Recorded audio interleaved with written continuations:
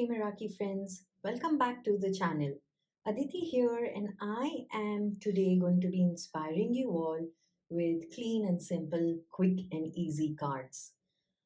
I will be using the Mila Flora die and showing you a very quick and easy way to just prepare colored cardstock and die cut these flowers and put together clean and simple easy cards in minutes. This technique is particularly effective when you have to create multiples of the same card, mass produce, or all of that. So, this week we are also exploring different coloring mediums, and I thought this would be perfect for that. I will be playing with my Lindy sprays. These are the Starburst sprays, that's Drop Dead Diva, that's the name of the set, and they are Starburst because they come with shimmer. Lindy's also makes flats where there is no shimmer, but for this today I thought it's good to use this particular set. When working with sprays, it's also important for you to protect your surface. I don't want the spray, the color to just go all over my desk.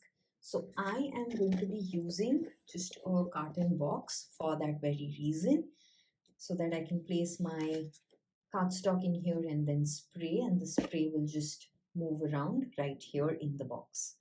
So setting the die aside for now, bringing out pieces of watercolor cardstock. I have two pieces right here, and the reason for that is I want to create one for the stem and the leaves and one for the flowers. So first, working on just the one for the flowers, I will be mixing up a few colors for that.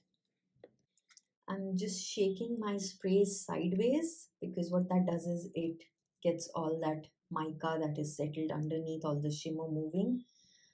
Shaking them up and down just blocks the spray nozzle and clogs everything out, so we don't want to do that.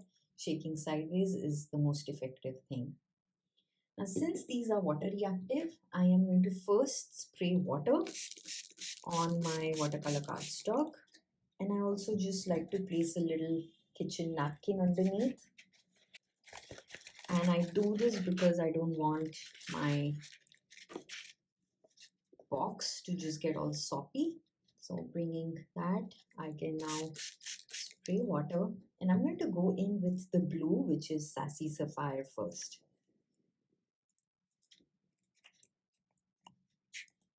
And you see how all of that moves and creates this magical burst, and when it dries, that shimmer will come up on the surface. So going in with high maintenance magenta, creating a little contrast there.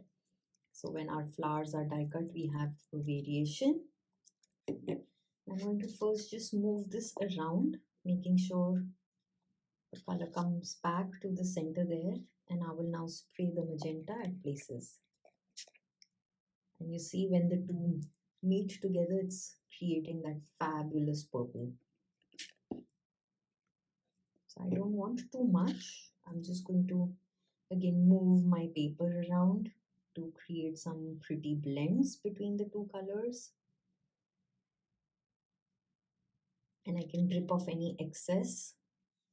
And I think I can just spray a little on this side, and that will make such pretty flowers. Although the die is not an orchid, but seeing these colors, they are reminding me of pretty orchids. I'm going to bring my heat tool and dry this a little bit. I haven't dried that completely, just partially, so I can pick it up and set this aside. The true colors really show up well, creating a nice pattern when you let them dry naturally. So I'm going to just set this aside for that very reason. And now bringing back the other piece of cardstock, I will be using the green and yellow to create my leaves. So repeating the same process, misting it with water, going in with my light color, which is blingy blonde, kind of yellow. It's more of like a lime greenish yellow. And then over that, I'm going to go in with Drop Dead Gorgeous green.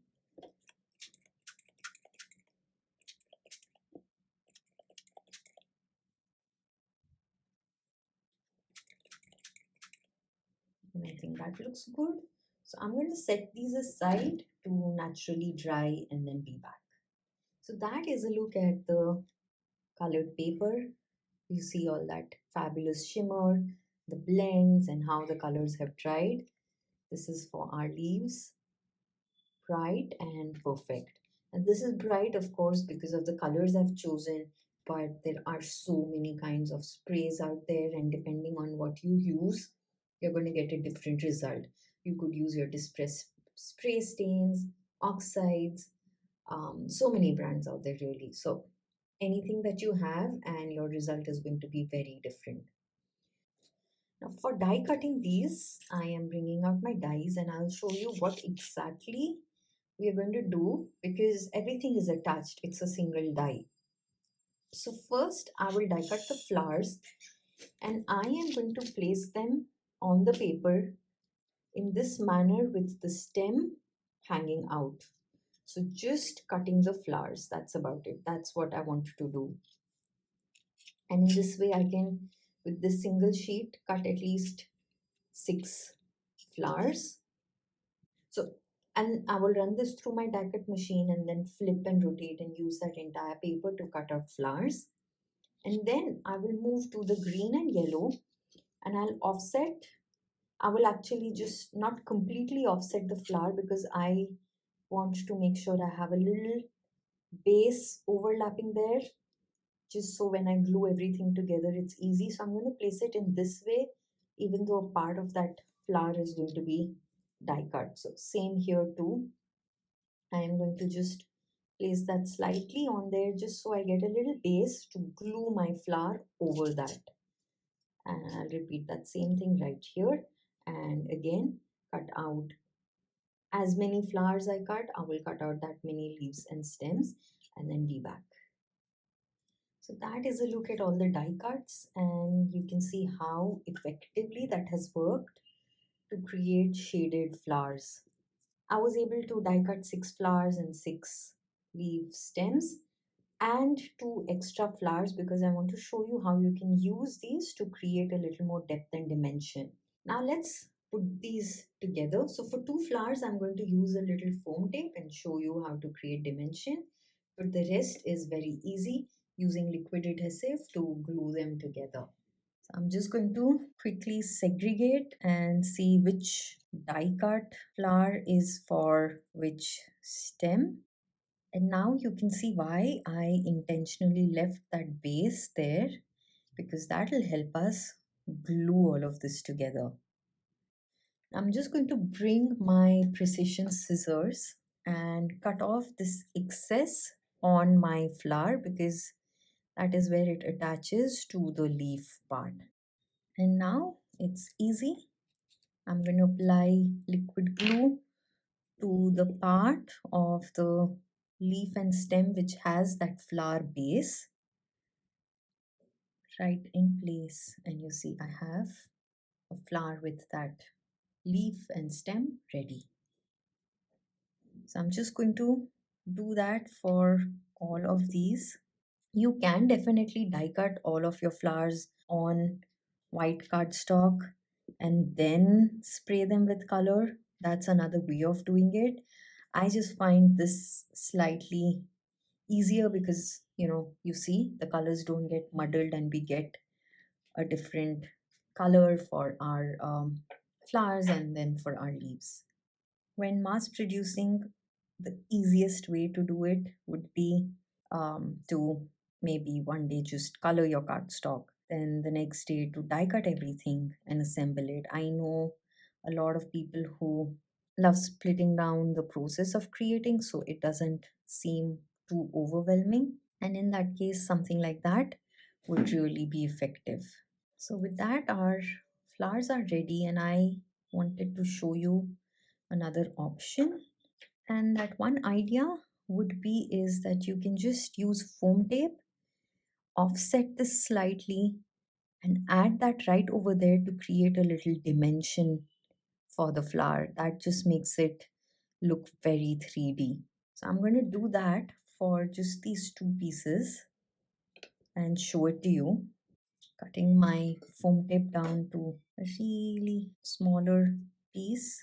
And I also like to add a little liquid glue so that everything stays in position. And I'm going to just add that, slightly lower, offsetting it, making it look like I have multiple petals, creating that dimension.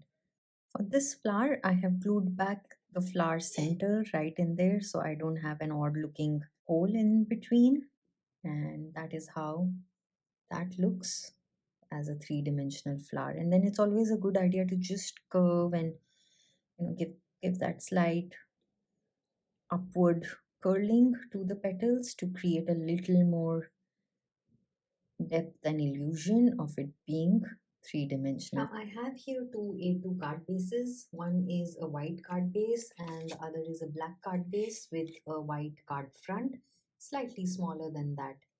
I wanted to do this just to show you how touch of black, like that slight border, makes a huge difference.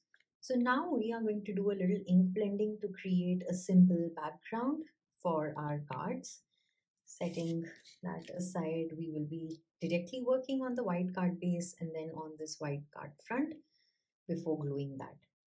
Now here I have a scrap piece of paper that I had earlier cut out a circle to use for a different project, and I saved this to use as a mask. What this does is it helps me create a little circle wherever I need on my card, and I can ink blend right through this to create a little spotlight background for my focal elements. I am going to use similar shades, so I have a blue and two shades of purple, and I'm going to just create a little ombre with these inks. And I'm just offsetting it because you can see my mask is not even on both ends, so I want my spotlight to be centered, and that looks good. I'm just going to use a little more tape to make sure all of this is adhered to my craft mat. And I will first begin with the blue ink and ink right through my mask. And I'm going light-handed for this. I don't want my background to overpower my die cut elements. So I'm not picking too much ink, neither am I using too much force while ink blending. I am doing this very, very gently, keeping it light. And now I'm going to go in with the deep iris, blending the blue with the purple. And I'm leaving a very little portion for the midnight violet. I don't want that to overpower everything. I'm going to go back in with the blue to create a little nice smooth transition there. So you can go over the colors as many times as you'd like to make sure you have a smooth, softer blend, and stop when you're happy. So this is a very personal choice as well. Like I said, I want my florals to shine through, not my background. I just want it to be a little spotlight. So I'm going very gentle first and making sure all of my ink is nicely blended in. And then I am going to spray water.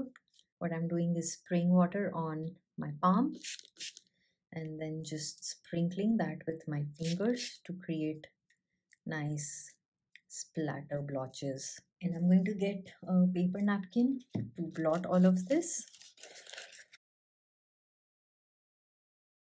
And with that, I have a nice spotlight. I will set this aside and repeat the same process on my second card front as well. And for this, I'm going to slightly offset it instead of having that entire circle. I'm going to just ink blend a part of the circle and create a slight variation on this card. Now bringing back the mask on the card base, I am going to add white splatter. Bringing back my card front, I'm going to go ahead and assemble my flowers. And I will also add liquid glue over the foam just so everything I know is adhered to my card nice and strong. And now all that I need for this card to be complete is a sentiment. So I am going to pick out sentiments that I have die cut using the effortless artistry paper. And I am going to use thank you for this particular card. And that completes this card. And in the same way, I am just going to complete my second card as well. And for a final touch, I am going to use clear sequins and just add that on both these cards. And that completes both these cards, and you can see the difference like I was talking about with that black mat. Just gives both these cards a very different and unique look. Now, in this card, I didn't center my focal composition around that spotlight. I have offset everything, and I think that just adds more movement to a card and works for this composition. Here's a closer look at the cards. Love the dimension on this one. Very simple, easy techniques, and it doesn't take time to put everything together. And that is the second card all complete. I really hope this inspires you to pull out all your coloring mediums and use them. And I also hope that this gives you ideas for your next card creation. Do leave your comments and subscribe to the channel for more such amazing content from various designers at Crafty Meraki. Until the next time, take care and bye bye.